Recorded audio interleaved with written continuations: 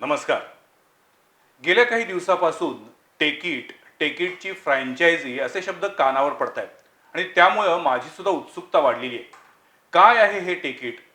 आज मला याचबद्दल माहिती घ्यायची आहे आणि त्यासाठी मी थेट टेकिटचे chief belief officer Jagdish Patil यांच्याशी संपर्क साधला आणि त्यांच्याकडे इच्छा व्यक्त केली की मला टेकिटबद्दल सर्वांगीण माहिती हवी आहे. आणि त्यानुसार आज जगदीश पाटील सर माझ्या सोबत आहेत. नमस्कार सर, आपलं स्वागत आहे. नमस्कार सर.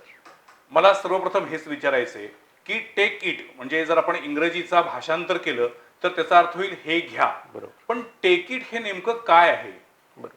आजकाल रिटेल दुकानांची संकल्पना ही हळूहळू मॉलकडे चाललेली आहे. म्हणजे लोकांना आपल्या हातानं वस्तू निवडणे, त्याचा स्पर्श पाहणे, त्याची किंमत पाहणे, त्याचा रंग पाहणे आणि ती वस्तू निवडणे ही आवड झाली आहे. त्यामुळे तुम्ही पाहत असाल की ग्रामीण भागापासून शहरी भागामध्ये मॉल ही संकल्पना वाढत चालली आहे. टेकिट हे एक सुपर मार्केट किंवा मिनी मार्केट पासून मॉलपर्यंत अशी संकल्पना आहे. कारण 500 स्क्वेअर फुटापासून ते 50,000 स्क्वेअर फुटापर्यंत फ्रँचायझी ओन, फ्रँचायझी ऑपरेटेड अशा पद्धतीनं आपण ते रन करतो. पण मग मला जर टेकिट सुरू करायची इच्छा असेल, मी जर एक उद्योजक होऊ इच्छित असेल, तर मग माझ्याकडे बेसिक क्वालिफिकेशन किंवा बेसिक इन्व्हेस्टमेंट माझ्याकडे किती असली पाहिजे? बरोबर. मुळात ह्याच उद्देशानं आम्ही टेकिटची फ्रँचायझी चालू केली.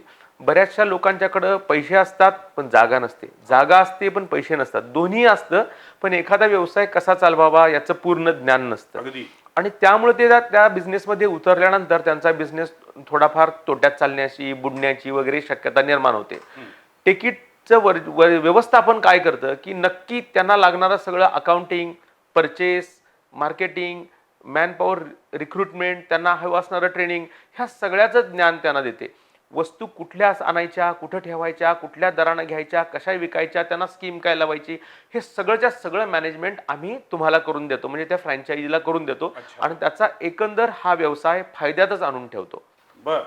पण मग टेकिटमध्ये कोणकोणती प्रॉडक्ट असू शकतात? हा, मुळात आमच्या कंपनीचं कुठलंही प्रॉडक्ट नाही, टेकिट ह्या ब्रँडचं कुठलंही प्रॉडक्ट नाही. म्हणजे तुम्ही स्वतः मॅन्युफॅक्चरिंग काहीही करत नाही? काहीही आम्ही टेकिट या ब्रँडची कोणतीही विशिष्ट वस्तू किंवा प्रॉडक्ट नाही.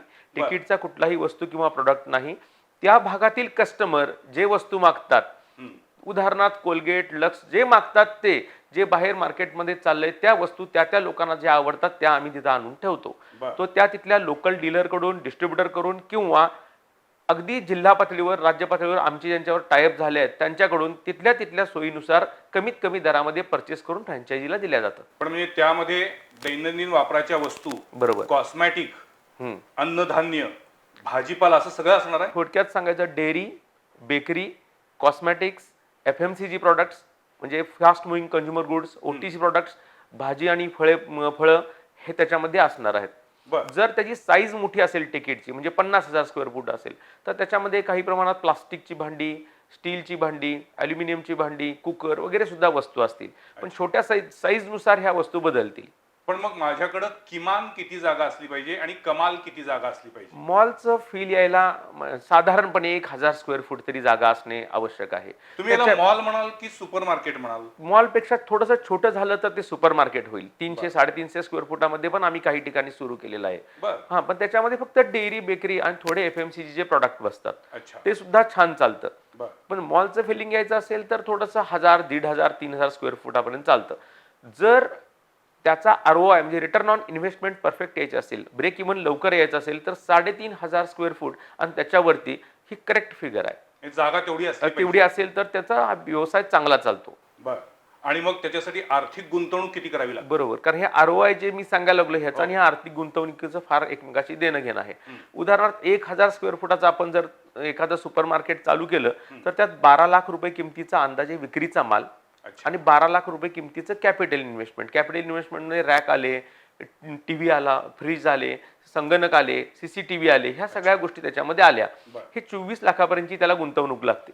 पण 2,000 स्क्वेअर फूटचं केलं तर त्याला मात्र 24 दुनी 48 लाखाची गुंतवणूक लागत नाही. ती कारण फ्रीज डबल होत नाहीत, CCTV डबल होत नाहीत, रॅकची संख्या परफेक्ट डबल होत नाही. हा, थोडंफार त्या जागेच्या आकारावर, एल आकाराची जागा आहे, लांबीला जास्त आहे की आयताकृती आहे, ह्याच्यावर थोडंफार त्याच्यामध्ये बदल होतो. पण 24 लाखाचं 1,000 स्क्वेअर फुटला लागतं. 2,000 स्क्वेअर फुटला जर तुम्ही घेतलात तर हा साधारणपणे 42-43 लाखामध्ये बसतं. 3,000 स्क्वेअर फुटांचं केलात तर ते आणखी म्हणजे जवळजवळ 20% त्याची रक्कम कमी येते. आणि मी जी पैसे इन्व्हेस्ट करणार आहे, गुंतवणूक जी करणार आहे, त्याचे रिटर्न्स मला कधी मिळतील किंवा ब्रेक इव्हनला मी किती कालावधीनंतर येऊ शकेल? साधारणपणे त्याच्या जागेनुसार आणि कुठल्या जागेत व्यवसाय चालू केलाय ह्याच्यानुसार कमीत कमी 30 महिने, जास्तीत जास्त 36 महिने एवढ्यामध्ये तुमचा पूर्ण ब्रेक इव्हन त्याच्यामध्ये येऊन जातो. अच्छा, पण मला सांगा, माझ्याकडे जर मोकळी जागा आहे, बांधलेली जागा नाहीये, तर तुम्ही काय करू शकता? मला इच्छा आहे, मला टेकिटचा मॉल सुरू करायचा आहे, पण माझ्याकडे बांधलेली जागा नाहीये, तर तुम्ही मला मदत कराल का? हो, त्याच्याकडे आमच्याकडे दोन पर्याय आहेत त्याच्याकडं. एक तर तुम्हाला जर काही लोन घ्यायचं असेल त्याच्यावर तुमच्या जागेवर कन्स्ट्रक्शनसाठी किंवा आतल्या वस्तू खरेदी करण्यासाठी, तर आम्ही ते बँकेकडून लोन उपलब्ध करून देण्यासाठी त्यांना मदत करतो. जर जागा ती 6,000 स्क्वेअर फुटाच्या वर असेल तर त्या जागेवर आम्ही स्वतः म्हणजे आमची कंपनी बर्जीवन इंडस्ट्रीज ही बांधकाम करते. आणखी त्या बांधकाम केलेली जागा तुमच्या हातात देते. मग तुम्ही त्याच्यामध्ये फक्त माल आणि आतली जी कॅपिटल इन्व्हेस्टमेंट आहे ती करायची आहे. त्या बांधकामाच्या अगेन्स्ट तुम्ही आम्हाला भाडं न देता होणाऱ्या सेलच्या, होणाऱ्या विक्रीची 1-2% अमाऊंट आम्हाला द्यायची आहे. त्याच्यामुळे त्यांनाही जर विक्री झाली तर पैसे जातील, विक्री नाही झाली तर पैसे नाही जातील. आणि आमच्यावरही एक प्रेशर असेल की ह्यांची विक्री जास्तीत जास्त वाढवायची आहे आणि आम्हाला आमचा नील करायचा आहे, आमचं तुमच्यावर असणारं कर्ज नील करायचं आहे. अच्छा, म्हणजे थोडक्यात तुम्ही बिझनेस पार्टनर म्हणून त्या ठिकाणी काम करणार? हो हो. आणि कंपनीचं नाव बर्जीवन इंडस्ट्रीज असं कंपनीचं नाव आहे. पण म्हणायला आम्ही आता ह्याच्यासाठी ह्या सेक्टरसाठी फक्त टेकिट म्हटलं तरी हरकत नाही. पण ही कंपनी मुळात कुठली आहे आणि कोणत्या क्षेत्रात काम करते? ठीक आहे, बर्जीवन व्हर्टिकल्स नावाचा एक कोल्हापूरमधील ग्रुप आहे. भावेशभाई पटेल हे त्या ग्रुपचे प्रमुख आहेत, चेअरमन आहेत. रांगोळीला एक रांगोळी पार्टिकल बोर्ड्स नावाची कंपनी आहे जी बग्यासपासून पार्टिकल बोर्ड बनवते आणि ती भारतभर विकते. त्याच पद्धतीनं दक्षिण भारतातला सगळ्यात मोठा मॉड्युलर फर्निचरचा कारखाना बोल्ड बेला हा सुद्धा ह्याच कंपनीच्या under Bold Industries Private Limited नावानं आहे. ह्या लॉकडाऊनच्या कालावधीत किंवा त्याच्या थोडंसं आधी आम्ही ज्यावेळी मार्केटचा सर्वे केला त्यावेळी रिटेल इंडस्ट्रीमध्ये चांगली ग्रोथ आहे हे आमच्या लक्षात आलं. आणि रिटेल इंडस्ट्रीमध्ये आपणच फक्त न जाता काही सहकाऱ्यांना जर बरोबर घेऊन गेलो तर काही एंटरप्रिनर्स पण तयार होतील, इतर समाजाची पण प्रगती होईल आणि त्याच्याबरोबर आमचीही होईल हे आमच्या लक्षात आलं. आणि आमची प्रगती वेगाने होईल. कारण अनेक ठिकाणी जर उभं करायचं, जर कंपनीला एकट्याला मॉल उभा करणे, एकट्याला सुपर मार्केट उभा करणे शक्य नाही आहे. त्यामुळे या सगळ्या ठिकाणी फ्रँचायझीच्या माध्यमातून पोहोचायचं आम्ही ठरवलं आणि टेकिट ह्या गोष्टी यांना आम्ही उतरलो. पण मला जर समजा टेकिटची फ्रँचायझी घ्यायची आहे आणि मी तुमच्याकडे आलो, आपल्या सर्व अटी शर्ती ज्या काय आहेत त्या मी समजून घेतल्या आणि मी मान्यता दिली, तर मग मला साधारणपणे माझी जी काही इन्व्हेस्टमेंट आहे त्याला रिटर्न्स किती मिळतील? दर महिन्याला मला किती पैसे मिळू शकतील? ज्याला रिटर्न ऑफ इन्व्हेस्टमेंट म्हणतात ती किती मिळेल? आणि तुम्हाला मी काय द्यायचं असतं त्यामध्ये? बरोबर. तर साधारणपणे रिटेल व्यवसायामध्ये ग्रॉस प्रॉफिट जो म्हणतात तो 18 ते 19% राहतो. वेगवेगळ्या प्रॉडक्टवर वेगवेगळी टक्केवारी असते. त्यामुळे कुठला प्रॉडक्ट किती विकला जातो, कुठला प्रॉडक्ट कमी जास्त विकला जातो ह्याच्यावरती टक्केवारी ठरते. पण ऑन एन ॲव्हरेज 18 ते 19% राहते. ह्यातून बँकेचा हप्ता, इन्व्हेस्टमेंट जी केली आहे त्याच्यावरचं व्याज म्हणजेच बँकेचा हप्ता, नोकर पगार, इलेक्ट्रिसिटीचं बिल आणि तिकीट जे चार्जेस घेते ते ह्यातून वजा करता फ्रँचायझीच्या हातामध्ये नेट प्रॉफिट जे म्हणतात ते 8 ते 9% राहतं. ते त्याच्या इन्व्हेस्टमेंटच्या 8 ते 9% राहतं. आता तुम्ही एक प्रश्न यात मला विचारला की फ्रँचायझीकडून म्हणजे तुमच्याकडून आम्ही नक्की बर्जीवन इंडस्ट्रीज काय घेतो? तर ह्याला सुरू करण्याची जी प्रक्रिया आहे, एखादा सुपर मार्केट किंवा मॉल सुरू करण्याची प्रक्रिया आहे, ह्याला खूप कष्ट घ्यावे लागतात. त्यासाठी आम्ही 200 रुपये प्रति स्क्वेअर फूट ही फारच कमी अमाऊंट आहे, ही आम्ही एकदाच विना परतावा रक्कम त्यांच्याकडून घेतो. वन टाइम घेतो पर स्क्वेअर फीट. माझं जर 2000 स्क्वेअर फुटाचा माझा सुपर मार्केट असेल तर तुम्ही 2000 × 200 जे साधारणपणे 4 लाख रुपये एकदा घेणार. तिथून पुढे दर महिन्याला जी विक्री होईल त्या विक्रीचे आम्ही 2% घेणार. आता ते दर महिन्याच्या विक्रीचे आम्ही का पर्सेंटेज घेणार? कारण दर महिन्याला त्याच्या दुकानामध्ये कुठला माल कुठून खरेदी करायचा, तो किती खरेदी करायचा, तो कुठं ठेवायचा, तो कुठल्या दराने विकायचा, माणसांना ट्रेनिंग काय द्यायचं, त्याचं अकाउंटिंग कसं करायचं, इव्हन त्यांच्या दुकानामध्ये होणाऱ्या विक्रीचा जो डाटा जमतो त्याचं ॲनालिसिस कसं करायचं, त्या ॲनालिसिसवरून काय निर्णय घ्यायचे, ह्या सगळ्या गोष्टी आमच्या बॅकएंडला आम्ही करत असतो. आम्ही जरी 2% घेत असलो तरी त्याच्या परचेसमध्येच आम्ही 3-4% वाचवून देतो. बाकीच्या त्याच्या विक्रीमध्ये त्यांना 6-7% आम्ही वाचवून देतो. ही रक्कम वाढत वाढत जाते आणि त्यातला अगदी किरकोळ अमाऊंट म्हणजे 2% आम्ही दर महिन्याला घेतो. तुम्ही सगळी ही तुमची जबाबदारी सांगितली. हो. पण मला जर टेकिटची फ्रँचायझी घ्यायची आहे आणि मी घेतली तर त्यानंतर माझी जबाबदारी काय असेल? का मी एकदा पैसे टाकले की मी मोकळा झालो? असं नाहीये, कारण आमच्याकडे बरेचसे लोक असे येतात की हे पैसे घ्या, ही बरोबर. जागा घ्या आणि हे तुम्ही चालवा. हम्म. पण आमचा त्या पद्धतीचा हा बिझनेस प्लॅन नाही आहे. बरं. ज्या माणसांना स्वतःला एंटरप्रिनर व्हायचं आहे, मग त्याला एखादा म्हणेल की माझ्या मिसेससाठी दुकान चालू करून द्यायचं आहे, मी रिटायर झालोय, मला दुकानात बसायचं आहे, माझा भाचा आहे, मुलगा आहे, पुतण्या आहे, त्यांना दुकानात बसवायचं आहे. तर अशा लोकांसाठी आम्ही हा चालू केलेला व्यवसाय आहे. तर त्यांच्या घरचा एक माणूस तरी त्या शॉपमध्ये लागणार, अच्छा. हे आमची ही एवढीच जबाबदारी असणार आहे.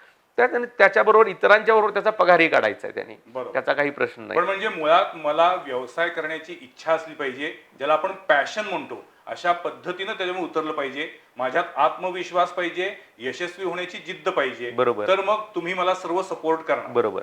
पण मला सांगा की मी जेव्हा एखादं दुकान काढू इच्छितो आणि माझ्याकडे जागा आहे, माझ्याकडे काही इन्व्हेस्टमेंट करण्याची क्षमता आहे, अशा वेळी मी टेकिटची फ्रँचायझी का घ्यायची? मी स्वतंत्र दुकान सुरू करेन ना, तुमचीच फ्रँचायझी का घ्यायची? हा फार चांगला प्रश्न आहे, कारण किराणा मालचा जो व्यवसाय आहे तो बऱ्यापैकी चांगलाच चालतो. हो. तुम्ही जर माझी टेकिटची फ्रँचायझी नाही घेतलीत, माझ्याबरोबर असोसिएट नाहीच झालात, तरी सुद्धा तुमचं दुकान हे चांगल्या पद्धतीनं चालेल, ह्यात शंका नाही.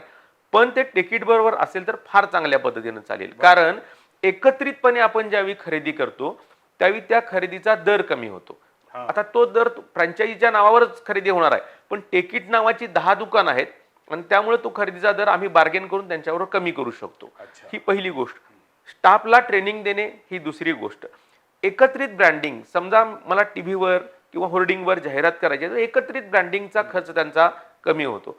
समजा असं जर झालंच की एखाद्याचं मुलं गेले आहेत लंडनला आणि त्याला दुकान बंद करून जायचं आहे, आता काय करायचं हा प्रश्न आला, तर अशा वेळी तो दुकान एकटा असेल तर काहीच नाही करू शकत. आम्ही असेल तर एकतर दुकान आम्ही टेक ओव्हर करू किंवा दुसऱ्या फ्रँचायझीकडे ते देऊ.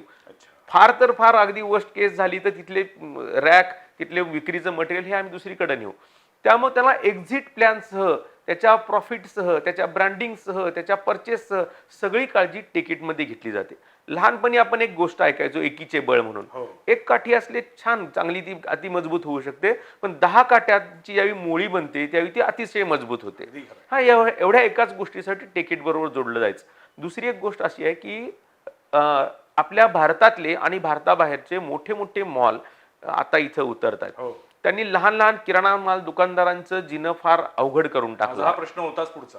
बरं, त्यांना फार अवघड करून टाकलाय. त्यामुळे एकट्याला कुणाला बिझनेस करणं हे फार अवघड झालंय. एकत्रितपणे जर बिझनेस केला तर एकीचे बळ हे आपल्याला एकत्रितपणे लाभेल आणि आपण पुढे पुढे जाऊ शकू. अच्छा. पण मला सांगा, या संपूर्ण व्यवसायामध्ये रिस्क किती आहे? म्हणजे उद्या मला जर या व्यवसायातनं टिकीटची फ्रँचायझी घेतल्यानंतर सुद्धा प्रॉफिटच झाला नाही तर मी काय करायचं? बरोबर. प्रॉफिटच झाला नाही असं सहसा होत नाही, कारण मगाशी तुम्ही विचारलेल्या प्रश्नाचा आधार घेऊन मी सांगतो की तुम्ही माझा आधार न घेता किराणा मालचं दुकान किंवा एखादा छोटा मॉल चालू केला चालणार की नाही? चालणार. त्यात सुद्धा तुम्हाला तोटा होणार नाही. तथापि ह्यातला फायदा वाढवण्यासाठी ह्यातलं अकाउंटिंग, मॅनपॉवर ट्रेनिंग, परचेस आणि मार्केटिंग हे सगळं आम्ही आमच्या एक्सपर्टच्या टीमच्याकडून चालवतो. त्यामुळे ह्यात तोटा होण्याची शक्यता जवळजवळ शून्य आहे, अजिबातच नाही. अगदी एक्सेप्शनल केस, नॅचरल कॅलॅमिटी वगैरे काय झाली तरच त्याचा सुद्धा कायदेशीर कागदपत्रांची पूर्तता कशी करावी, इतर वेळेला कागदपत्र काय लागतात, अशा नॅचरल कॅलॅमिटीच्या वेळी काय लागतात, ह्या सगळ्या गोष्टींची पूर्तता आमच्या एक्सपर्ट टीमने केलेली असते. तर तोटा होण्याची शक्यता नाहीच, अजिबात नाही. पण मला सांगा, मला जर टिकीटची फ्रँचायझी घ्यायची आहे आणि मी आपल्या सगळ्या टर्म्स अँड कंडिशन्सवरती मी ॲग्री झालो, तर त्यानंतर मला तुमच्याशी काही ॲग्रीमेंट करावं लागतं का? आणि ते किमान किती वर्षाचं असतं? त्याचा काही लॉक इन पिरियड असतो का? तिकीटचं ज्यावेळी तुम्ही ॲग्री होता त्यावेळी आमची एक टीम पहिल्यांदा येऊन तुमची जागा बघून जाते. कारण हे खूप महत्वाचं आहे. फ्रँचायझीच्या ती जी लोकेशन आहे त्या लोकेशन करेक्ट असणे हे फार महत्वाचं आहे. म्हणजे जागेचे पण काही निकष नियम. उदाहरणार्थ आता कोल्हापूरचं धरणात तुम्ही कुठं पाणी येतंय का नाही हे पाहिलं जातं. त्या जागेची उंची जमिनीपासून फार खाली आहे का, जमिनीपासून फार उंच आहे का, आजूबाजूला असणारी लोकवस्ती कशी आहे, त्यांची खरेदी करण्याची ताकद कशी आहे, संख्या किती आहे, समोर अगदी रस्ताच क्रॉस करायला जागा नाही, खूपच गर्दी आहे असंही असता कामा नये, अजिबात निर्मनुष्य ठिकाणी पण असता कामा नये. असे बरेचसे निकष आणि काही शास्त्रीय गोष्टी ह्याच्यामध्ये पाहिल्या जातात. उदाहरणार्थ तिथं उजेड किती येतो, बर. तिथं वारा किती येतो, आत एसी लावावा लागणार, या सगळ्या गोष्टींचा अभ्यास आमची टीम करते. अच्छा. एक्झॅक्ट त्या फ्रँचायझीला खर्च किती येणार ह्याचं कोटेशन देते बर. आणि मग त्याच्यामध्ये ते उतरते. त्याच्यावर आमचं ॲग्रीमेंट केलं जातं. ॲग्रीमेंट हे 15 वर्षासाठी असतं, पण लॉक इन हा 5 वर्षाचा असतो. म्हणजे किमान 5 वर्ष 5 वर्षाचा लॉक इन अग्रीमेंट राहील. बरोबर. अच्छा. पण आम्हाला अशी खात्री आहे की 5 वर्षानंतर आम्हाला कोणीच सोडून जाणार नाही. बर. कारण ह्या एकीचे बळ नावाची जी गोष्ट आहे त्याचा एकमेकाला फायदा मिळत जाईल. ह्यात दुसरी आणखी एक गोष्ट आहे की समजा 4-5 फ्रँचायझी झाल्या आहेत, एकाच माणसाचं शहाणपण फार मोठं असतं असं नाही, म्हणजे ते अगदी आमचंही असतं असं नाही. ह्या प्रत्येक फ्रँचायझीला काही ना काही ज्ञान असतं. त्या ज्ञानाचा एकत्रितपणे आम्ही अभ्यास करून विचार करून त्याचा जो होणारा फायदा आहे तो सर्व फ्रँचायझींना देण्याचा प्रयत्न करतो. ओके. पण मला सांगा, मी जर तुमच्याकडे फ्रँचायझी घ्यायसाठी आलो आणि एकदा आपले सगळे टर्म्स अँड कंडिशननुसार मान्य झालं, मी टेकिट सुरू केलं आणि टेकिट सुरू केल्यानंतर मला माझ्या स्टोअरमध्ये कोणती प्रॉडक्ट ठेवायची, ती कुठं ठेवायची, याचं मार्गदर्शन पण तुम्ही करता, म्हणजे प्रेझेंटेशनवरती पण तुमचं लक्ष असतं का? हो. याचं उत्तर पहिल्यांदा हो म्हणून देतो. पण तरी पण शॉपमध्ये प्रॉडक्ट कुठले ठेवायचे हा फ्रँचायझी किंवा आम्ही ठरवत नाही, हा तिथला कस्टमर ठरवतो. बर. तिथल्या कस्टमरला जे हवे आहेत प्रॉडक्ट तेच तिथं ठेवले जातात. बर. माझे अगदी हाय लेवलचे जे पुण्यातले शॉप आहेत, जे IT सेक्टरच्या आसपास असलेले शॉप आहेत, तिथं चालणारा साबण वेगळा आहे आणि माझं वाळव्यामध्ये जे शॉप आहे तिथं असणारा साबण वेगळा आहे. त्यामुळे तिथल्या कस्टमरला नक्की काय हवं आहे हे बघून तिथं ठेवलं जातं. अच्छा. पण मग त्या प्रॉडक्टची प्राइस किती असावी किंवा तिथं त्या स्टोअरमध्ये काही विशिष्ट ऑफर द्यायचे असतील तर या संदर्भामध्ये तुम्ही आम्हाला काय सपोर्ट करू शकाल? हो. इव्हन शॉपमध्ये कुठला माल ठेवायचा, तो कुठं ठेवायचा, किती उंचीवर ठेवायचा, याच्यापासून याचं एक शास्त्र आहे. याच्यापासून सगळं ठरवलं त्याचं जातं. शास्त्र आहे? शास्त्र. हे साधी गोष्ट लक्षात घ्या की एखादा प्रॉडक्ट जर आपल्याला आपल्या मॉलमध्ये रॅकमध्ये ठेवायचा आहे तर तो किती जागा घेणार तिथली, बरोबर. त्याच्यावर त्याचा महिन्यातून किती वेळा तो फिरणार, टर्नओव्हर त्याचा किती होणार आणि त्याच्यावर प्रॉफिट किती असणार आहे टक्के, ह्या तिन्ही गोष्टींच्या आधारे ते ठरवलं जातं. आणखी मग तिथं ती वस्तू ठेवली जाते. आता ह्या वस्तूची किंमत किती ठेवावी हे सुद्धा आजूबाजूचं परिसर आणि ग्राहकच ठरवतात. अच्छा. काही ठिकाणी त्याला डिस्काउंट हा महत्वाचा फॅक्टर असतो. बऱ्याच ठिकाणी आता हा महत्वाचा फॅक्टर वेगवेगळ्या झालेला ऑफर्स असतात. अनेकदा कस्टमर अट्रॅक्ट होत असतो. बरोबर. सो अशा ऑफर्सच्या बद्दल तुम्ही आम्हाला काय सपोर्ट कराल? ह्या सगळ्या ऑफर्स आमच्याकडूनच डिझाईन केल्या जातात. बर. तिथल्या मॉलचा, तिथल्या आजूबाजूच्या परिस्थितीचा, ग्राहकांचा अभ्यास करून आपल्या कुठल्या वस्तू अवेलेबल आहेत, कुठल्यावर स्कीम काढावी, कुठल्यावर काढू नये, या सगळ्याचा अभ्यास करून तिथल्या तिथं ह्या ऑफर ठरवल्या जातात. मला एक दुसरा प्रश्न असा विचारायचा आहे की आतापर्यंत आपण जे काही बोललो त्यानुसार तुम्ही सांगितलं की माझ्याकडं रिकामी किंवा बांधलेली जागा असली पाहिजे आणि माझी त्या जागेच्या प्रमाणामध्ये इन्व्हेस्टमेंट करण्याची क्षमता असली पाहिजे. पण माझ्याकडं इन्व्हेस्टमेंट करण्याची, आर्थिक गुंतवणूक करण्याची तयारी आहे, पण माझी जागा नाही आहे, तर मी भाड्यानं जागा घेऊन टेकिटची फ्रँचायझी घेऊ शकतो का? हो, निश्चितच. भाड्याने जागा घेतलं तरी चालतंय, त्याचा भाड्याचा खर्च जाईल इतकाच. जरी भाड्याचा खर्च केला तरी परवडतो. काही ठिकाणी बरोबर ह्याच्या उलटी सिच्युएशन आहे, त्यांच्याकडे जागा आहे हो. पण त्यांना स्वतः चालवायचं नाहीये. बरोबर. काही जणांना स्वतः चालवायचं आहे पण जागा नाही. असे 2-2 वेगळे फ्रँचायझी आमच्याकडे आले की आम्ही त्यांचं परमिटेशन कॉम्बिनेशन बरोबर जुळवून देतो. क्या बात आहे. आणि तुम्ही त्या दोघांना एकत्र जुळवून आणता आणि देतो. दोघांच्याही गरजा किंवा दोघांच्याही पूर्ण needs करून fulfill देतो. होतात. बरोबर. अच्छा. पण मला सांगा की मग मी जेव्हा इन्व्हेस्टमेंट करणार आहे तर त्यावेळी मी फक्त स्लीपिंग पार्टनर म्हणून त्यामध्ये राहतो की मी जागा ज्याची आहे त्याला त्याच्यामध्ये पार्टनर म्हणून घ्यायचं का मी इंडिव्हिज्युअली माझं मी चालवायचं? जागा ज्यांची आहे तो जनरली पार्टनर म्हणून येत नाही. त्यांचा त्याच्यावर एकतर भाड्याचं ॲग्रीमेंट होईल किंवा त्याचं प्रॉफिट शेअरिंग काही पर्सेंटेजचं ॲग्रीमेंट होईल. अच्छा. आणि जो स्वतः त्याच्यामध्ये इन्व्हेस्ट करणार आहे मालामध्ये आणि इंटेरियरमध्ये तो त्याचा मालक राहतो. अच्छा. पण मुळात टेकिट ही जी काही एक संकल्पना आहे याच्यामध्ये कुठेही मल्टी लेवल मार्केटिंग नाही आहे, MLM ची चेन नाही आहे. एकतर ह्याच्यामध्ये MLM नाही. MLM चांगलं की वाईट मी आता बोलत नाही, हो. पण आम्ही MLM करत नाही आणि MLM असलेला एक प्रॉडक्ट सुद्धा आमच्या शॉपमध्ये ठेवत नाही. बर. ॲज अ कंपनी म्हणून, ॲज अ ग्रुप म्हणून आमचा त्या गोष्टीवर विश्वास नाही.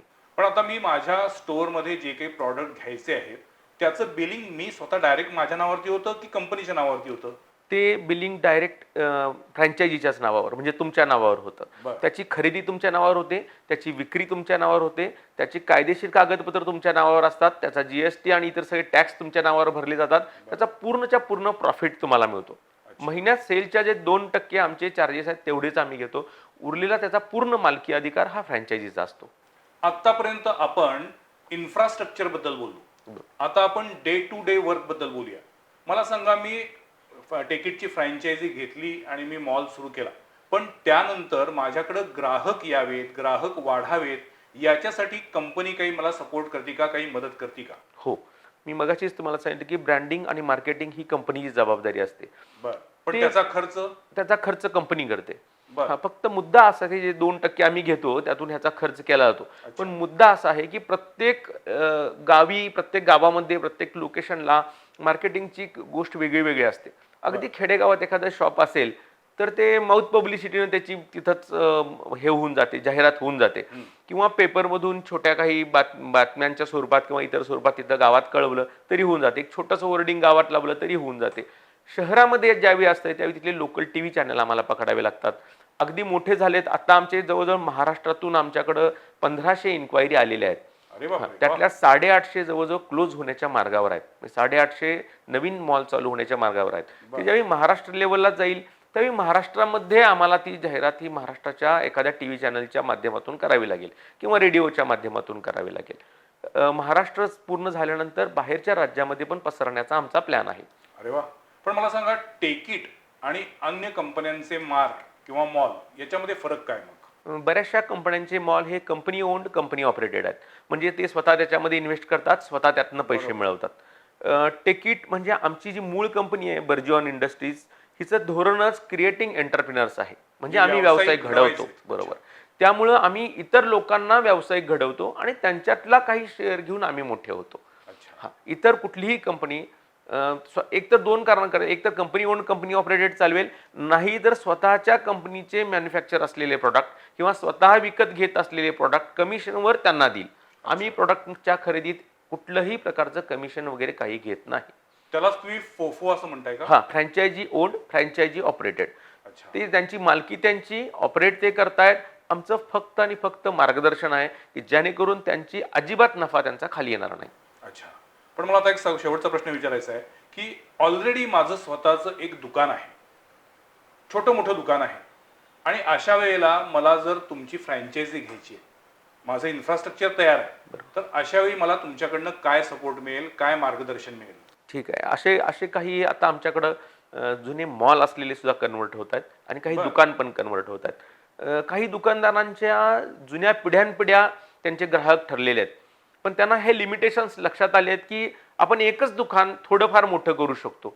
दुकान सगळी त्या दुकानांचे खूप 3, 4, 5 ठिकाणी आपण दुकान नाही उघडू शकत. तर हळूहळू ग्राहक संख्या पण कमी व्हायला लागली आहे.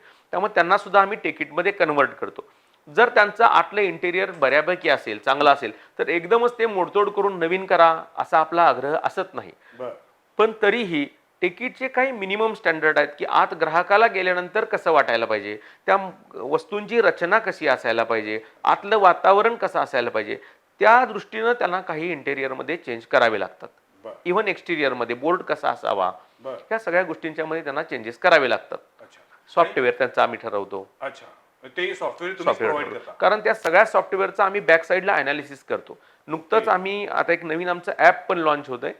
ते जिओग्राफिकली मॅपिंग करते. म्हणजे समजा कोल्हापूरमधल्या टिकीटच्या मॉलच्या जवळ असेल तर ते तिथल्या तिकीटला ऑर्डर त्याची जाईल. तिकीटचा ॲप ज्याच्याकडे, तोच माणूस जर उठून सांगलीत गेला तर सांगलीतलं जे जवळचं तिकीट आहे त्याला त्याची ऑर्डर जाईल. त्याचा रिअल टाइम स्टॉकनुसार त्याला ती ऑर्डर जाईल. त्यामुळे आम्ही ते सगळं सॉफ्टवेअर आणि ॲप एकत्रित करतोय. मी शेवटचा प्रश्न म्हटलं होतं, पण माझी उत्सुकता वाढली आहे टेकिट बद्दल. मला सांगा की तुमच्या कंपनीचं नेमकं व्हिजन आणि मिशन काय आहे? मगाशी मी जे तुम्हाला सांगितलं की आमचं व्हिजन एकच आहे की क्रिएटिंग एंटरप्रिनर्स, म्हणजे अनेक एंटरप्रिनर्स तयार करणे. ह्या दृष्टिकोनातनं आमची कंपनी ही वाढत जाणार आहे. खरं सांगायचं मिशन तर आमचं मिशन असं आहे की जगातल्या रिटेल क्षेत्रातल्या टॉपच्या 10 कंपन्यांच्यापैकी एक कंपनी आम्हाला नजीकच्या कालावधीत म्हणजे नजीकच्या 10 वर्षात बनायचं आहे. क्या बात. फक्त ते आमचं आम्ही सगळंच प्रॉफिट आम्हाला घेऊन आम्हाला बनता येत नाही किंवा बनायचंही नाही आहे. सगळ्या समाजाला, समाजातल्या होतकरू लोकांना बरोबर घेऊन आम्हाला पुढे जायचं आहे आणि ह्या उद्देशानं आम्ही टेकीटची रचना केलेली आहे. टेकिटचा जो लोगो केलेला आहे त्या लोगोमध्ये पण काही वेगळा अर्थ आहे. हो, जसं पहिल्याच वाक्याला तुम्ही बोलला होता की टेक इट म्हणजे हे घ्या, हो. हे सांगते की हे घ्या. त्या टेकीटच्या लोगोमध्ये एक डॉटेड लाईन दिसते की जिथं ती पूर्वी वस्तू ठेवली होती आणि ती हळूच वरती उचलली आहे, त्यामुळे ते टिकीट असं तिरकं वरती उचललेलं दाखवतं. अच्छा. आणि पुन्हा त्याच्या खाली तुम्ही हॅपीवाली शॉपिंग. हॅपीवाली शॉपिंग म्हटलं की शॉपिंग करताना तुम्हाला आनंद वाटला पाहिजे. बर. अनावश्यक वस्तूंची खरेदी पण मोठ्या मॉलमध्ये जशी जास्त होती तशी होता कामा नये. तुम्हाला शॉपिंग झाल्यानंतर सुद्धा आनंद वाटला पाहिजे, छान वाटलं पाहिजे, खिशाला पण छान वाटलं पाहिजे आणि मनाला पण छान वाटलं पाहिजे. पण ओव्हरऑल या रिटेल मार्केटिंग इंडस्ट्रीचा किंवा रिटेल मार्केटचा भविष्यामध्ये काय चित्र असेल, कितपत संधी आहेत, कितपत त्याच्यावरती अडचणी किंवा काही प्रॉब्लेम्स येऊ शकतील, काय वाटते, कितपत स्कोप आहे सामान्य भाषेत विचारायचं झालं तर. रिटेलमध्ये आता तुम्ही जगातली सगळ्यात मोठी जरी कंपनी काढली तर ती रिटेल क्षेत्रातली आहे. अच्छा. आणि त्यामुळं रिटेलला हे कुठं हे मरण असण्याचं कारण नाही. प्रत्येक माणसाला दैनंदिन उपयोगाच्या वस्तू ह्या लागणारच आहेत. इव्हन आता ह्या लॉकडाऊनच्या कालावधीमध्ये सुद्धा बाकीची दुकानं ठीक आहे बंद ठेवावी लागली, पण रिटेल बंद ठेवताच आलं नाही. कारण दररोजचं खाणं पिणं हे सगळं लोकांना हवंच असतं. ह्यात एक गोष्ट मात्र त्यांना हवी आहे जी आमच्या तिकीटकडून दिली जाईल की त्यांना आता फार लांब जायचं नाही, घराजवळ हवं आहे. बर. तर तिकीट हे त्यांच्या घराजवळ त्यांना हवी ती वस्तू योग्य दरामध्ये पुरवणारं एक सुपर मार्केट किंवा मॉल आहे म्हणायला हरकत नाही, जिथं गर्दी पण होणार नाही मोठीच्या मोठ्या मॉल सारखी. अगदी घराजवळ जायचं, पटकन तिथल्या वस्तू घ्यायच्या, घरी निघून जायचं आणि होम डिलिव्हरी पण आम्ही चालू करतोय. बर. पण मग तुमच्या म्हणण्यानुसार छोटी छोटी खेडेगावं किंवा उपनगर इथं सुद्धा तिकीट सुरू करता येईल. हो, आता म्हणजे अशी आवश्यकता नाही की अत्यंत गर्दीच्या किंवा प्रमुख बाजारपेठांमध्येच मला माझी जागा असली पाहिजे, असं काही नॉट नेसेसरी. नाही, जिथं व्यवसाय बऱ्यापैकी होऊ शकतो, अच्छा. जिथं लोकांना गरज वाटते त्या प्रत्येक ठिकाणी तिकीट सुरू होऊ शकतं. म्हणूनच ते 500 स्क्वेअर फुटापासून 50,000 स्क्वेअर फुटापर्यंत असं आम्ही ठेवलेलं आहे. आणि ग्रामीण भागामध्ये, शहरी भागामध्ये, सगळीकडे उपनगरामध्ये सगळीकडे चालू होऊ शकतं. अच्छा. फक्त त्याच्यामधले मटेरियल जे आत आहे ठेवा विक्रीचं, हो. हे थोडं थोडं त्याच्या प्रत्येक ठिकाणी बदलत जाईल. तुम्ही मला कायदेशीररित्या या सगळ्या प्रक्रियेमध्ये काय सपोर्ट करता. कायदेशीररित्या ह्याच्यामध्ये जी काही कागदपत्र लागतात, शॉप ॲक्टचं लायसन लागतं, तुमचा जीएसटीचा नंबर लागतो, फूड सेफ्टीचं लायसन लागतं, बरं. आणखी अशा बऱ्याच विम्याच्या संदर्भात म्हणजे स्टॅट्युटरी आणि कायदेशीर ह्या दोन्ही गोष्टींच्याबद्दल आमची एक्सपर्ट टीम त्यांना मदत करत असते, पूर्णपणे मदत करते. तुमचा हा ग्रुप जो आहे हा साधारण किती एकूण त्याचं कपॅसिटी काय आहे किंवा तो किती मोठ्या प्रमाणात काम करतोय आणि तुमच्याकडे अशी कोणकोणती यंत्रणा आहे की मी तुमच्यावर विश्वास ठेवायचा. आत्ता आमच्याकडे जे बर्जिऑन इंडस्ट्रीजकडे म्हणजे स्पेसिफिक मी तिकीट बद्दल बोलतोय, जी यंत्रणा आहे ह्याच्यामध्ये एक्झिस्टिंग असणाऱ्या मोठमोठ्या कंपन्यातले चांगल्या वरच्या पदावरचे अधिकारी, जवळजवळ 8 अधिकारी आत्ता आमच्याकडे आहेत. बरं. सेल्सचा, मार्केटिंगचा आणि दैनंदिन ह्याच्यामध्ये सपोर्ट करणारा 35चा स्टाफ आत्ता आमच्याकडे आहे. बरं. हा आत्ता आहे, पण जसजसं हे वाढत जाईल, तिकीट वेगळ्या वेगळ्या ठिकाणी मॉल होत जातील, वेगळ्या वेगळ्या ठिकाणी सुपरमार्केट होत जातील, तसा तसा हा स्टाफ वाढत जाईल. आणि सध्या तुम्ही पूर्ण महाराष्ट्र हे कार्यक्षेत्र धरलेलं आहे. सध्या पूर्ण महाराष्ट्र हे कार्यक्षेत्र ठरलेलं आहे. मला असं वाटतं की एकमेकास सहाय्य करू ही जी काही आपल्याकडं पूर्वापार परंपरा आहे त्याचा प्रत्यक्ष वापर करून टेकिटनं नवीन उद्योजक घडवण्यासाठी ही संकल्पना आणलेली आहे. बरोबर. आणि ग्रामीण भागापासून शहरी भागापर्यंत आपल्याला सुपर मार्केट ते मॉल अशा पद्धतीचं स्वतःचं एक काहीतरी व्यवसाय उद्योग सुरू करण्याचं साधन आणि पर्याय टेकिटनं आपल्याला उपलब्ध करून दिलाय. आज ही संपूर्ण माहिती जगदीश पाटील सरांनी दिली. मला सुद्धा आता उत्सुकता वाढलेली आहे. स्वतःचा व्यवसाय सुरू करण्याची इच्छा असलेल्या या महाराष्ट्रातील प्रत्येक तरुणाला, प्रत्येक कुटुंबाला एक वेगळी संधी टेकिटच्या माध्यमातून उपलब्ध झालेली आहे. सगळ्यांनी जर शासकीय नोकरी करायची म्हटलं तर ते आता इथून पुढे शक्य नाही आहे. किंबहुना जर स्वतःचा व्यवसाय असेल तर स्वतःला सिद्ध करता येतं, स्वतःचं कर्तृत्व दाखवून देता येतं. आणि टेकिट सारखा जर आपण मॉल सुरू केला आणि त्याला बर्जिऑन इंडस्ट्रीज किंवा जगदीश पाटील यांच्यासारखे जर मार्गदर्शक असतील, पाठबळ असेल, तर मला वाटतं स्काय इज द लिमिट. होय सर, बरोबर. आजच्या या चर्चेमध्ये मला जगदीश पाटील सरांनी संपूर्ण मार्गदर्शन केलं, याबद्दल मी त्यांचे आभार मानतो आणि टेकिटला खूप खूप शुभेच्छा देतो. धन्यवाद सर. धन्यवाद.